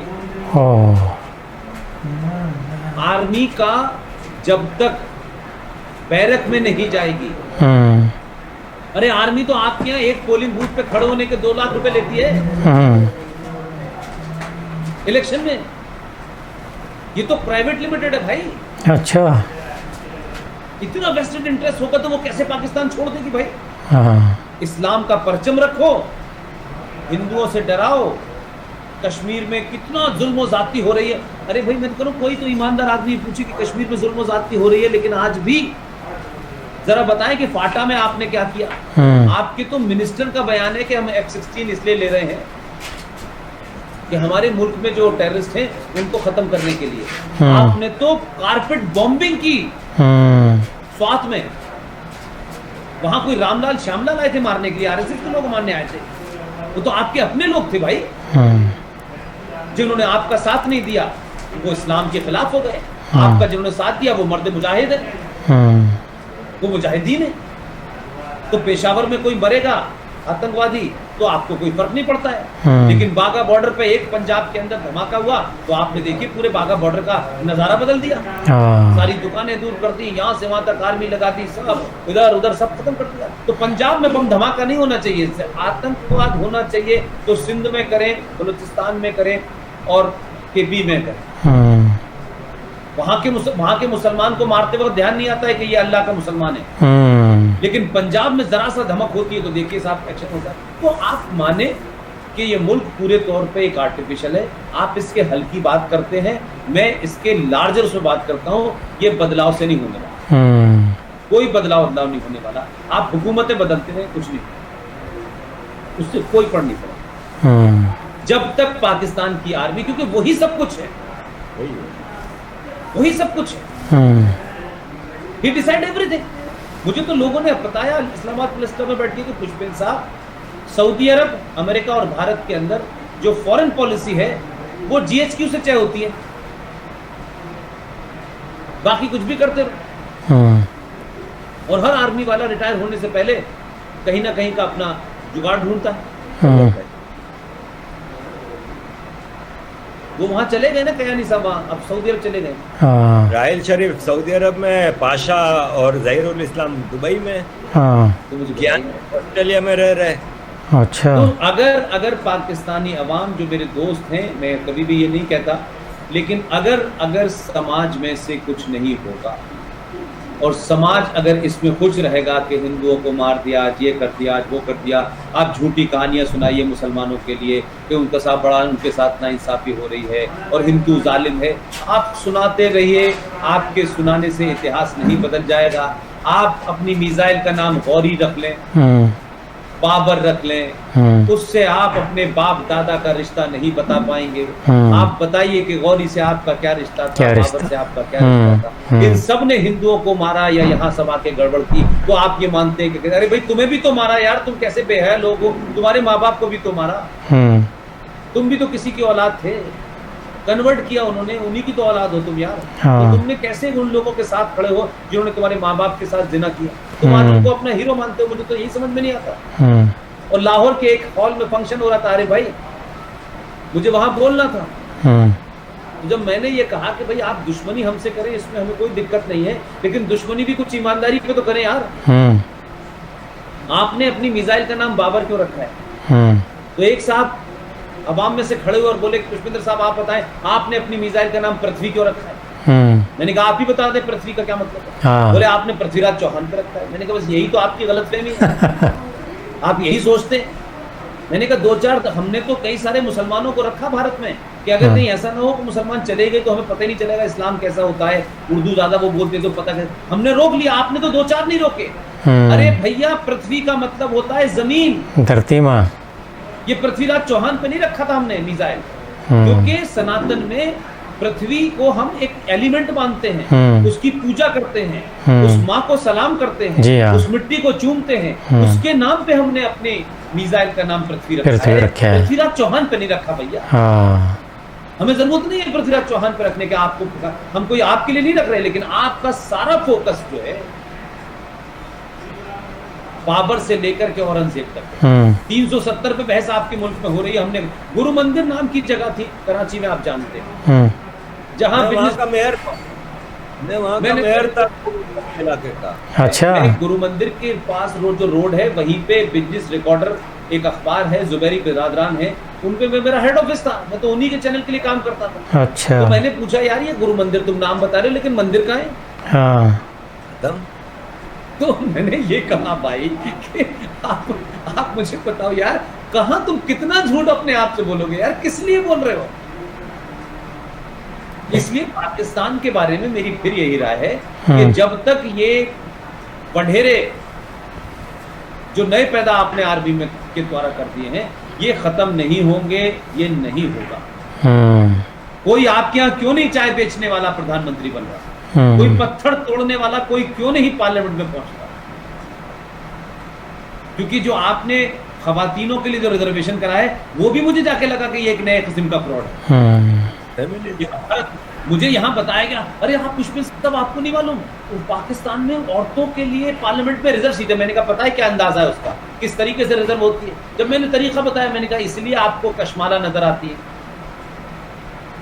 इसलिए मैंने कहा आपको वो हिना रब्बानी नजर आती हैं। कोई नजर आई है एक आध ऐसी बेचारी जो बुरखे में आई हो, हवाई चप्पल पहने हो? वो तो आई नहीं। तो तमाम खातून जिनके 5 स्टार होटल है, जिनके रेस कोर्स है, यही नजर आती हैं। तो मैंने कहा पार्टी लिस्ट दे देती है भैया, उसी हिसाब से मिल जाता है। तो बहुत सारी चीजें हैं, लेकिन मुझे लगता है कि कभी कभी होता यह है कि आप दूसरे को देख के जलते हैं, दूसरे से आपको हसरत होती है, लेकिन ये हसरत धीरे धीरे धीरे धीरे धीरे जब बढ़ने लगती है तब आदमी अपने अंदर बदलाव लाता है जी। और पाकिस्तान में जब तक ये पैदा नहीं होगा आरिफ भाई, ये मुल्क चलता रहेगा। हम कितना भी कुछ कर लें, हम कितना भी कुछ कर लें, 20 करोड़ लोगों का मुल्क है। आप हमारा अकेला यूपी बड़ा है, 23 करोड़ है ना, F-16 है ना आर्मी है। एक आदमी अपने बाप की जिसकी मौत हो जाती है वो वजीर आला अपनी मौत, अपने बाप की मौत पर नहीं गया, आखिरी रसूमात के लिए नहीं जाता। कोरोना में नहीं कोरोना नहीं, चीफ मिनिस्टर उत्तर प्रदेश नहीं, मैं कह रहा हूँ कोरोना के दौरान अभी हुआ था जो उसमें नहीं गए, लेकिन वो गए नहीं। आप सोचिए कि चीफ मिनिस्टर के वालिद की डेथ हुई, इस कोरोना में नहीं हुई, थोड़ा बहुत शुरू का मामला था, लेकिन वजीर आला को कौन रोकता? हाँ वजीर आला इतना ताकतवर के कहते कि उसके बाद का आखिरी रसूमात में न जाए मुमकिन है। उसने कहा कि नहीं, मैं नहीं जाऊंगा। वो गए नहीं अभी तक। आपके यहाँ 40वां होता है, हमारे यहाँ 13वीं होती है, उसमें भी नहीं गया। उसने कहा ना, मैं जब तक हलफ ले करके इस कुर्सी पे बैठा हूं, मेरी जाती जिंदगी का कोई मतलब नहीं। ओ देखो कौन होगा ऐसा। उसकी बहन चाय बेचती है आज भी। हाँ बिल्कुल। मैं ये बात इसलिए कह रहा हूं कि वो 23 करोड़ लोगों को चला रहा है, और वहां फसादी मुसलमान भी होते रहे हैं, वहीं आजम खां भी है, तब भी चल रहा है, किसी को नहीं गोली मार रहा। तो ये सोच के लोग जब तक नहीं आएंगे तब तक बात नहीं बनेगी। और ये लगातार हिंदू हिंदू हिंदू हिंदुस्तान ये चलता रहेगा।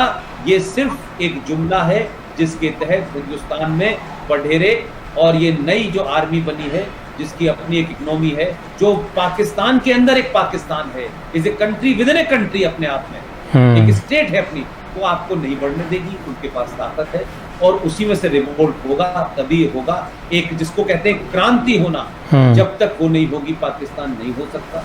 और भारत ने ये मान लिया है कि पाकिस्तान के से लोग आते रहेंगे जम्मू कश्मीर में, हमारी फौज उनको वहां मारती रहेगी, ये चलेगा। हम पाकिस्तान को सुधार नहीं सकते, हम पूरी कोशिश कर रहे हैं, पूरी तरफ से 10-10 बार हाथ बढ़ा चुके, लेकिन उनको लगता है कि अरे ये कैसे हो सकता है। यानी इस किस्म का जहन वहां के दानिश्वरों का था कि आपने हमारा एक फौजी जो अभी एक ऑपरेशन में आपकी तरफ चला गया, वो फौजी जब वहां रुका हुआ था तो आपके कई दानिश्वर ये कह रहे थे इसे रोक लेना चाहिए था, बार्गेन करना चाहिए था कश्मीर पे, इस पे। और ये उस मुल्क से कह रहे हैं इस फौजी से हम बार्गेन करते हुए, भाई हमने तो 93,000 तुम्हें लौटा दिए थाली में रख के यार। तुम तो इंसानों का भी सौदा करोगे यार, कैसे लोग हो यार। अरे अल्लाह से खौफ खाओ यार, हमारी छोड़ दो। अरे हम तो काफिर लोग, इनसे रहम की ना तवक्को करें। मैं आपको अपनी मिसाल देता हूँ। बचपन से महमूद गजनवी मेरा हीरो। अच्छा, ठीक है। मुझे बहुत बाद में पता चला कि सोमनाथ हमारे गांव आजक से 25-30 किलोमीटर दूर है। अब मैं वापस महमूद गजनवी की स्टोरी पढ़ता हूँ कि उसने यहाँ पे फतह किया और जो लूटमार की, इसमें से एक हिस्सा बगदाद में खलीफा इस्लाम को भेजा, यहाँ से औरतों बच्चों को गुलाम बनाया गया और उनको बगदाद भी भेजा गया, कुछ लोगों को, कुछ गुलामों को। मैं सोचता हूँ मुझ पर कितना जुल्म कि मुझे एक ऐसे आदमी को सारी जिंदगी हीरो मानना पड़ा जिसने मेरे आबा व अजदाद को, मेरे पुरखों को गुलाम बना के ले गया, कितनों को मार दिया, लूट मार की हमारे इलाके में, और हम उसको हीरो मान रहे हैं पाकिस्तान में। और इग्नोरेंस का ये आलम है कि हमें पता ही नहीं है कि सोमनाथ जैसे हम तो सुना है कि कहीं चांद पे कोई गांव है जहाँ पे मुसलमान कोई नहीं रहता, या कोई हिंदू नहीं रहता, या वहाँ पर कोई इंसान नहीं रहता। ये इग्नोरेंस का आलम है पाकिस्तान में। अब ये हल जो बात आपने हल की बात की, तो बलूचिस्तान, क्या हिंदुस्तान की सरकार को बलूचिस्तान का हाथ नहीं पकड़ना चाहिए, तिब्बत का हाथ नहीं पकड़ना चाहिए? जिस हिसाब से चाइना और पाकिस्तान इंडिया के साथ मामला करते हैं, मैं नहीं कहता कि जिस तरह पाकिस्तान कश्मीर में टेररिज्म को हवा दे रहा है, इन्फिल्ट्रेशन कर रहा है, वैसे कोई चीज़ करे, टिट फॉर टेट करें, नहीं। मैं कह रहा हूँ इंसानियत भी तो है कि ये बलूचिस्तान के लोग वो लोग हैं जिन्होंने कभी हिंदुस्तान पे हमला नहीं किया, वरना मगरिब से अफगानिस्तान से हमलावर आते रहे, ऊपर नॉर्थ से आते रहे, लेकिन यहाँ से बलूचिस्तान से हमेशा हिंदुस्तान के साथ एक अच्छे हिसाब किताब में रहे हैं।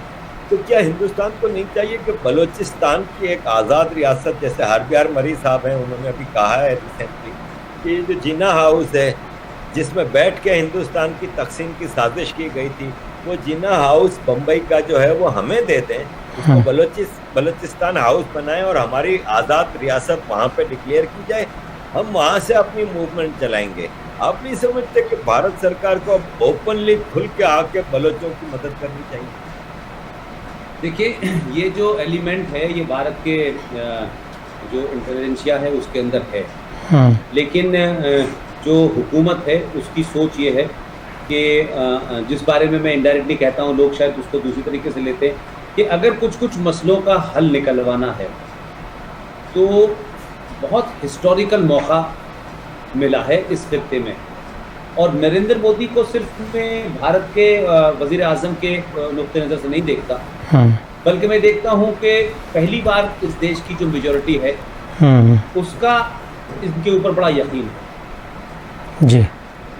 लेकिन जो बात आप कह रहे हैं, क्योंकि इतने मसाइल इंटरनल बहुत हैं हमारे मुसलमानों को लेकर के, हमारे आइन को लेकर के, हमारे सिस्टम को लेकर के, कि आप यकीन मानिए कि जो काम अंदरूनी तौर पे हो रहा है उसमें पहले यहाँ के वो मसले, क्योंकि हमारे यहाँ एक इतनी बड़ी पॉपुलेशन है और इतना बड़ा हमारे देश के अंदर ऐसे लोग हैं जो हर किसी ट्रेजेडी में, हर किसी क्राइसिस में वो एक अपॉर्चुनिटी ढूंढने लगते हैं। तो अभी जो पूरा समय जा रहा है, अभी उन मामलों को हल करने में जा रहा है। मुझे लगता है, अगर मेरी बात कुछ हद तक आप माने, कि अगर ये डिस्पेंसेशन में हो सकता है कि शक्लें बदलें, और डिस्पेंसेशन ये रहा अगर 24 का चुनाव भारतीय जनता पार्टी जीतती है, जो जीतना चाहिए, तो मुझे लगता है कि ये जो आपकी सोच है या आपकी जो ख्वाहिश है ये उस तरफ बढ़ेगी।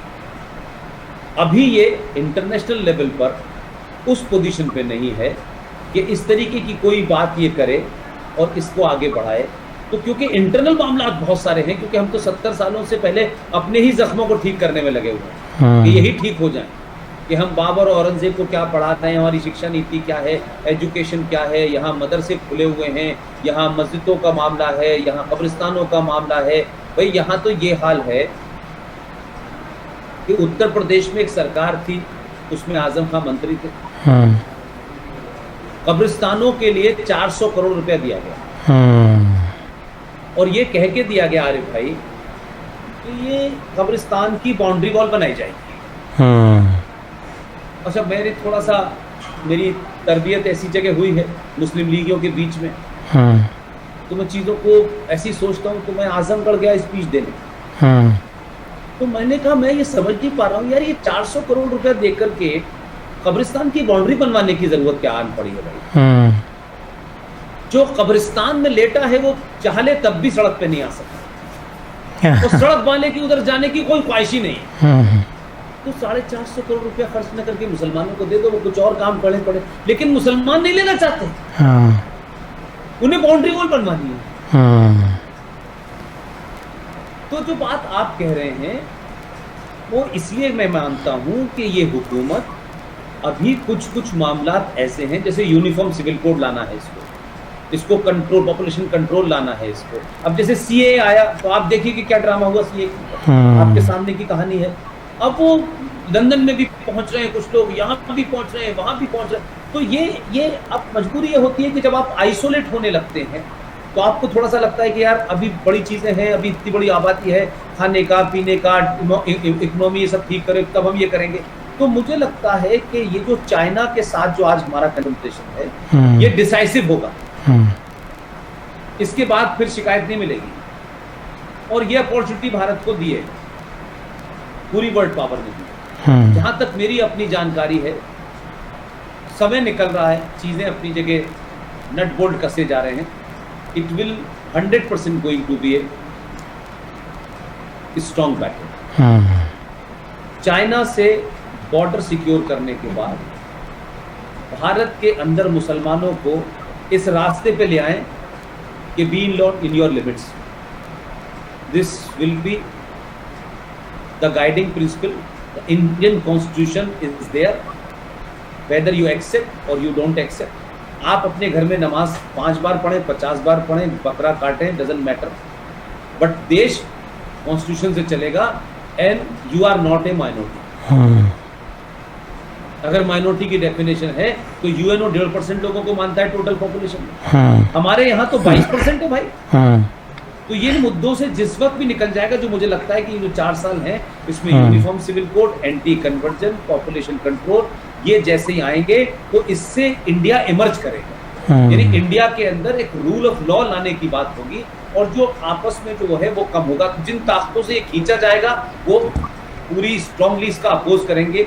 तो सीए की तरीके से हंगामा होगा, अमेरिका में बदनामी होगी, यहाँ होगी, वहां होगी। इसलिए मैं बाहर भी अपील कर रहा हूं कि ट्रंप किसी को अच्छा लगे न लगे, लेकिन हिंदुस्तान के अंदर जो बदलाव होने वाले बड़े हैं उसके लिए ट्रंप की हमको जरूरत है। कश्मीर पे जरा सा कुछ कर दो, कोई बोल देता था भारत बैकफुट पे आता था। ये सारे फैसले जो ले पा रहे हैं ये इसी ले पा रहे हैं। तो जो बात आप कह रहे हैं, मैं इस बात को पूरी ईमानदारी से कहने को तैयार हूं कि आफ्टर 24th इलेक्शन, वो लास्ट इलेक्शन है मौसूफ का, उसके बाद वो नहीं लड़ेंगे। वो इलेक्शन उनको चिंता नहीं होगी कि अगला मुझे क्या। बड़े फैसले उसमें बलूचिस्तान भी है, उसमें पीओके भी है। ये पीओके का मामला अगले 2 साल के बाद आएगा, डिसाइसिव आएगा। और ये जो चाइना के साथ जो अभी है, इसका आउटकम से पता चल जाएगा कि पीओके भारत के पास जाएगा या नहीं जाएगा। तो बलूचिस्तान को लेकर के भारत सीरियस है, ये हुकूमत सीरियस है। लेकिन इन्होंने जो लाल किले से कहा वो एक मैसेज देना था साइकोलॉजी, बट उसके लिए हालात अभी हमवार नहीं है भारत के अंदर। वर्ल्ड पॉलिटिक्स का भी आपको दिमाग पर रखना है। फिर मैंने कहा कि हम सब लोगों की दिक्कत ये है कि हम सब कुछ चाहते हैं लेकिन तकलीफ बर्दाश्त नहीं करना चाहते। हमें ये भी चाहिए, ये भी चाहिए, लेकिन अगर शाम का खाना अगर कम पड़ जाएगा तो हम देश तोड़ देंगे, सारा राष्ट्रवाद धरा रह जाएगा, सारा नेशनलिज्म जमीन पे आ जाएगा। तो ये भी इंतजाम करना है, ये भी इंतजाम करना है, और कुछ लोगों को कुछ कार के भी रखना है। तो ये जो पीरियड है 4 साल का, इसमें अभी 3-4 बड़े काम जो भारत के आईन में है उसको ठीक करना है। उसके बाद थोड़ा फील्ड लेवल हो जाएगा। फिर इनको सत्ता मिलने के बाद कोई चिंता नहीं है, ये पाकिस्तान का मामला हल करके जाएगा। पुष्पेंद्र जी, सवालात तो इतने हैं कि आपके साथ रात बैठ जाएंगे, बड़े 2 घंटे हो गए, आपने इतना मैंने आपका टाइम ले लिया, मैं बड़ा मशकूर हूँ। मैं ये फीलिंग है मेरी कि मैं इस वक्त एक यूनिवर्सिटी से 2 साल का कोर्स करके निकला। आज मैंने आपसे इतनी चीजें सीखी हैं, इतनी चीजें पता चली हैं। तो अब ये है कि मैं समझता हूँ हम यहाँ पे वाइंड अप करके नेक्स्ट टाइम कभी आपके साथ कभी भी जब भी आरिफ भाई आपको सिर्फ एक व्हाट्सएप पे मैसेज देना है कि फला दिन आपको is always for you, it's no problem sir. मैं तो यही काम कर रहा हूँ और कोई काम ही नहीं कर रहा हूँ, इसलिए मैं ना तो कर ही नहीं, और आपसे तो बिल्कुल नहीं कर सकता। और हालात ने इजाज़त दी इन नियर फ्यूचर तो मैं ज़रूर आऊँगा। मैं पहले दिल्ली बम्बई आ चुका हूँ एक बार, लेकिन अब की बार आऊँगा ज़रूर। एक फीलिंग है कि मैं इस प्रोग्राम के तवस्सुत से तमाम इंडियंस को, क्योंकि मेरे पुरखों ने कहीं ना कहीं इस तकसीम हिंदुस्तान के जुर्म में शरीक रहे हैं, बिल्कुल सूरत में है। तो मैं अपने पुरखों के नुमाइंदे की तरफ से एक मुसलमान हिंदुस्तानी की हैसियत से ये कहना चाहूँगा कि हम माफ़ी मांगते हैं। हमने बड़ा जुल्म किया है इस देश के ऊपर, मुसलमानों ने बहुत जुल्म किया है, इन्वेजन किए, हमने कत्लेआम किए, लूटमार की, फिर भी इस देश ने हमें पाला पोसा और आज तक पाल रहा है मुसलमान। ये बड़ापन है इस देश का, वरना हमने जुल्म में कोई कमी नहीं छोड़ी मुसलमानों ने। आज हिंदुस्तान के तमाम मुसलमानों का फ़र्ज़ है कि पहले तो अपने पुरखों के किए हुए जुल्म पे माफ़ी मांगे और शर्मिंदगी का इजहार करें। That is the only way for Muslims to go forward. अपनी गलतियों को माने, अपनी ओरिजिन पे फ़ख्र करें। अगर मेरे पुरखों ने कन्वर्जन किया तो वो हिंदू थे, तो उस पर मुझे लोग कहते हैं कि बहुत अच्छा काम किया उन्होंने, वो सही रास्ते पे आ गए। मैं आई डोंट बाय दिस। मैं कहता हूँ कि जुल्म किया है हमारी कम्युनिटी ने इस मुल्क में, और इसका प्रायश्चित और तो कुछ नहीं हो सकता। इंसान बन जाए हम, हिंदुस्तानी बन के सोचे, बाद में इस्लाम, हिंदू, बाकी चीज़ें बाद में हो, तमिल, बंगाली, पंजाबी सब बाद में हो, पहले हिंदुस्तानी बने, इंडियन बने, फिर इसके बाद कुछ हो। लेकिन ये है कि आऊँगा किसी दिन इंडिया, आपकी चाय और आपकी क्या बात है। आखिर में एक ही लाइन है कि ये तो तय हो गया पाकिस्तान बना, ईस्ट पाकिस्तान बना, मजहब कभी जोड़ नहीं सकता, कल्चर जोड़ता है। और आपका और मेरा कल्चर सेम, गिल्ली डंडा है, हाँ गुलेल है, हाँ भेड़ी फोड़ा है। उस कल्चर की वजह से आप मेरे भाई हैं। हाँ और अगर मजहब जोड़ रहा होता तो 57 इस्लामिक देश न बनते, सब मिलके एक ही बन जाते और बांग्लादेश न बनता। सही बात। तो जिस टू नेशन थ्योरी की आपने बात की, वो तो 1971 में डिमोलिश आपने खुद कर दी। तो कल्चर जिनका एक है वो बांधता है, और ये कल्चर ही है कि आप हर दिन उसी जगह को याद करते हैं, उस मुल्क को याद करते हैं जहां आपके पूर्वज थे। और कितने भी लोग झूठ बोल लें, वक्त लगता है, लेकिन लोगों को जब पता चल जाता है ना, तो लोग कब्रों में उखाड़ करके उनसे पूछते हैं कि तुमने हमारे साथ ऐसा क्यों किया। और यही वजह है कि जम्मू कश्मीर में शेख अब्दुल्ला की मजार हाई सिक्योरिटी के अंदर रहती है। लोगों को पता है कि इस शख्स ने क्या किया हमारे साथ। आपने देखा कि कोई मजार, उसमें सिक्योरिटी की जरूरत है, और वो भी वहां जहां का वो हीरो हो।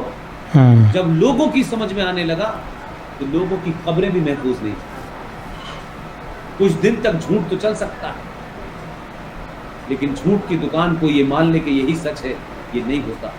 आपने मुझे दावत दी, अरे भाई आपको हिंदुस्तान में बहुत लोग सुनते हैं, और यकीन मानिए कि जब मैंने ये लिखा कि आरिफ अज़ाकिया साहब ने मुझे आज दावत दी है, आज मुझे शायद ये बाद में पता चला उन लोगों को कि शायद आज ये रिले नहीं हो रहा है। वो बोले कि आप अज़ाकिया साहब को दोबारा क्यों नहीं बुलाते। मैंने कहा वो मुझे बुलाए, मैं उन्हें बुलाए, आजकल हम लोग ये काम करें।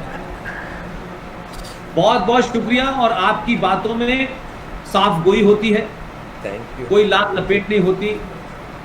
और ये जो हकीकत है जो हमारे साथ ही जाएगी, हम सबका एक तयशुदा वक्त है, उसके बाद हम चले जाएंगे, सबको जाना है।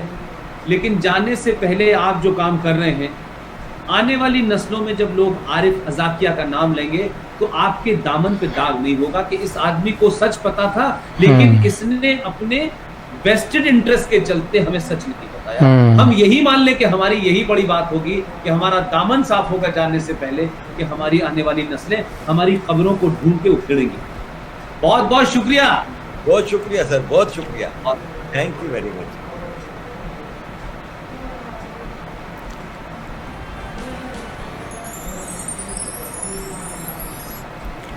ओहो पुष्पेंद्र जी, आपका ही बहुत बहुत धन्यवाद इतनी अच्छी बातें बताने के लिए। अब देखो, आपने तो इतनी अच्छी अच्छी बातें बताई हैं, इस पे तो क्या टिप्पणी करूं मैं, आप तो महान व्यक्ति हैं। और आरिफ भाई, आपका भी बहुत बहुत धन्यवाद, आप भी बहुत अच्छे इंसान हैं। दोस्तों, आपको ये वीडियो कैसी लगी, आप भी कमेंट करके ज़रूर बताएं कि पुष्पेंद्र जी की बातें आपको कितनी अच्छी लगी और क्या क्या अच्छा लगा। और दोस्तों, आपसे मेरा एक अनुरोध है कि आप इस वीडियो को लाइक करें और भाई चैनल को सब्सक्राइब जरूर कर दें जिन्होंने नहीं किया है। दोस्तों, ऐसी ही अच्छी अच्छी वीडियो मैं लाता रहूँगा। नई वीडियो तब तक आए, मैं आपसे एक विनती करता हूँ कि आप भी भारत माता के हक में बोलें।